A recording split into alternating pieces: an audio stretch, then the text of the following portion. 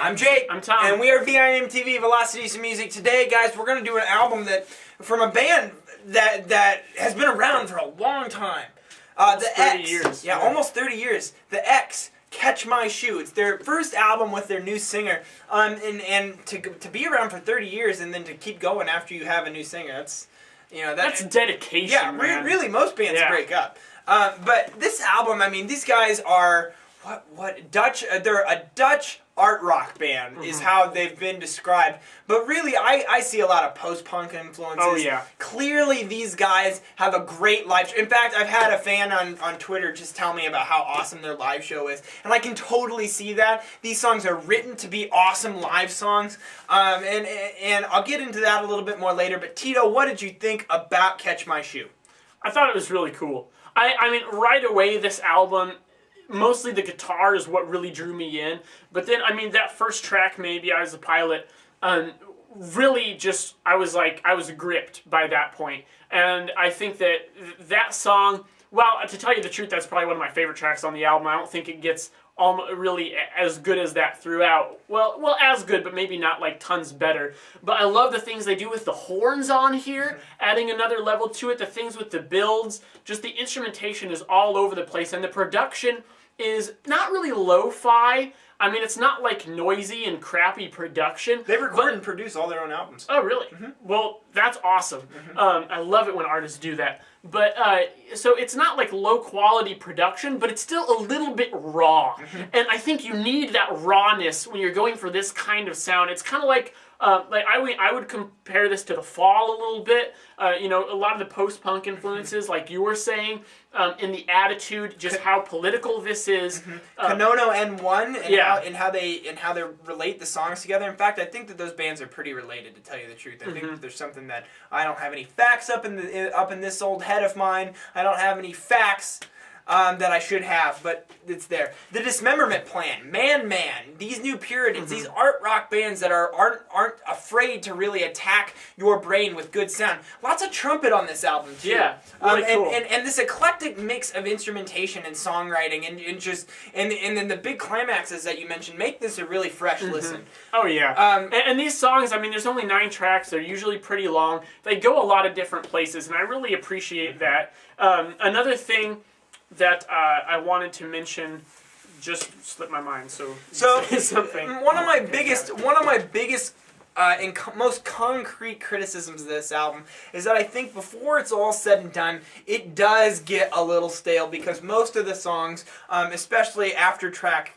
3, tracks 4 through 9, kind of follow the same pattern of, here we're going to start low, we're going to take it to here and build up and rock out at the end.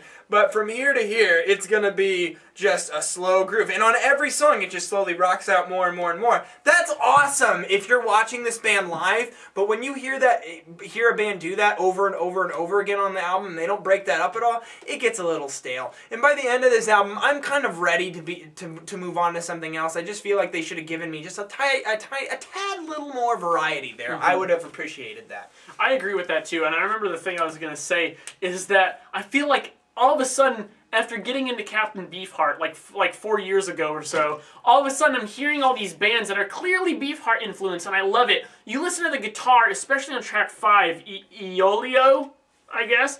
I mean, just, it's like straight out of Trout Mask Replica, the guitars on that song. And I love that, but still, I mean, things are still held together a little better than you know, what you'll hear Captain Beefheart. It makes a little more sense instrumental-wise.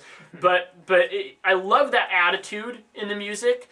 I love the fact that they're willing to take risks like that, make some weird chords, some weird rhythms, and still build the whole thing. It's cool. And another thing that I think is a huge highlight on this album is that the lyrics are very thought-provoking. The lyrics are something that really bring out the music. And typically, when you mention lyrics, it's normally not a very good thing, because normally it's distracting. Lyrics, I think, are just there to kind of move the albums along, and to give need to. It's kind of like a means to an end to have vocals as an another instrument in your album.